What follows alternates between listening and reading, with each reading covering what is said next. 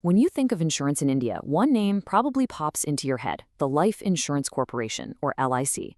But it's so much more than just an insurance company. It's a genuine financial behemoth. And some recent reports have started asking some pretty tough questions about how it uses its incredible power. So, let's get into it. To get a sense of just how big we're talking, just look at this number, 57 lakh crore rupees. That's the value of the assets LIC manages. And let me tell you, that's not just a big number for a company. That is bigger than the entire economy of many countries. That's the scale we are dealing with here. And this isn't some abstract number on a spreadsheet. This money belongs to over 30 crore policyholders. That could be your parents' retirement savings, your neighbor's nest egg. It's the public's trust, all bundled up into this immense financial force. Which, of course, brings us to the real heart of the matter. With all that money, the public's money, how are the big decisions being made? Where does it all get invested? And when LIC acts as a powerful shareholder in India's biggest companies, how does it vote? All right, so our first piece of this puzzle comes from an investigation by the business newspaper Mint. They really dug into LIC's shareholder voting record to see what they could find. Now, at first glance, the data seems, well, pretty normal. In the 2023 financial year, LIC voted on over 9,000 company proposals, and as you can see, it voted for almost all of them, 92% to be exact. It only voted against a tiny 2% of the time. Seems pretty straightforward, right?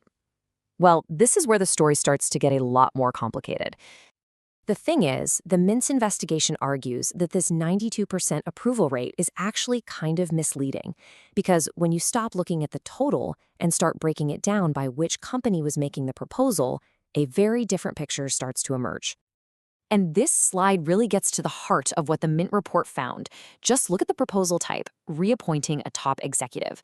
According to the data, when this kind of proposal came from companies in the Adani or Reliance groups, LIC either voted yes or it abstained. But for similar proposals from other companies, suddenly LIC was willing to vote against. The allegation here is pretty clear. It looks like there might be different standards for different companies. And to put an even finer point on it, here's the raw data from Mint going back to April 2022. Across hundreds of proposals from the Adani and Reliance groups, LIC did not vote against a single one. Not one time. Zero. So this data from the Mint report leads directly to this fundamental question about what criteria is being used for these shareholder decisions. It's really a question about consistency and the basic principles of corporate governance.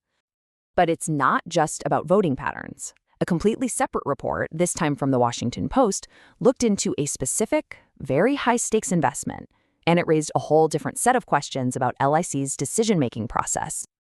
So, the Post, citing internal documents and anonymous sources, reported on this situation in mid-2023, when the Adani Group was apparently facing some pretty serious financial pressure to meet its debt payments.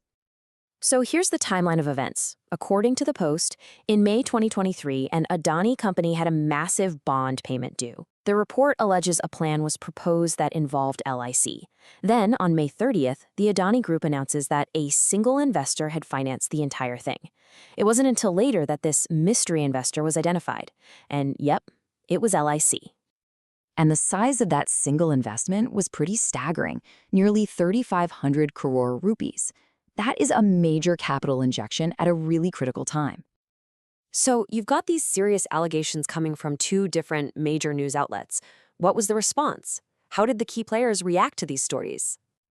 Well, according to the reports, before any of this was actually published, journalists reached out to all the key players you see here, LIC, the Adani and Reliance groups, and even the finance ministry. And they apparently received no response before going to print. It was only after the story broke that LIC issued this response. In an unsigned statement, it called the claims incorrect, baseless, and factually remote, and insisted that all its investment decisions are made independently through a robust internal process. The Adani Group also responded to the Post report. They refuted any suggestion of special treatment and made the point that LIC is an independent investor that happens to earn good financial returns from its investments in their companies.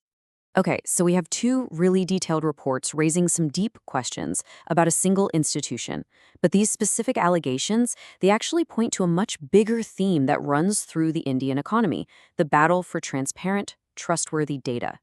And to understand this, we're going to turn to a report from the Hindu newspaper. which highlights concerns from a major international body about the quality of India's official economic data itself. According to that report, the International Monetary Fund, the IMF, has given India's data quality a C grade for 2 years in a row. Now, this grade is a direct assessment of how reliable it considers the country's national statistics to be. So, why the C grade? Well, the Hindu report points to this core issue. India's official GDP figures are heavily based on data from the formal, organized sector. But that's only a sliver of the full picture. The massive, unorganized sector, we're talking street vendors, small farmers, daily laborers, that makes up about 90% of employment. The IMF's concern is that just projecting from that small, formal sector to guess what's happening in the rest of the economy, well, it might not be all that accurate. And this really brings us full circle. You see, whether we're talking about the pattern of a shareholder vote, the justification for a massive investment, or even the data used to calculate the entire country's economic growth, all of these reports point to the same fundamental issue, the critical need for transparency. Because without it, trust becomes really, really difficult. And that leaves us with a final thought.